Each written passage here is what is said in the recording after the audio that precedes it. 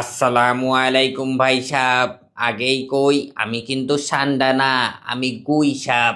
এতদিন চুপচাপ গাছতলায় কাটাইতাম, পোকামাকড় খাইতাম, মাঝে মাঝে একটু রোদ পোহাইতাম। কিন্তু এখন রাস্তায় বের হইলেই মাইনছে চিৎকার দিয়া কয়, ওই দেখ সান্ডা, ল এটার বিরিয়ানি করি, লগে দিমুনি দুইটা আন্ডা। এইটা কি ভাই? আমি কি বিরিয়ানিতে খাওয়ার জিনিস? কেন বুঝেন না? আমারে খাইতে গেলে আপনারাও হইবেন ফিনিশ। কয়দিন আগেও দেখতাম মানুষ আমারে দেইখা ভয়ে দৌড় দেয়, আর এখন আমারে সান্ডা ভাইবা পারলে কোলে তুইলা নেয়। আমি তো তাও যেমন তেমন, কবে জানি সান্ডা ভাইবা খাইতে যাইবেন কমোডো ড্রাগন।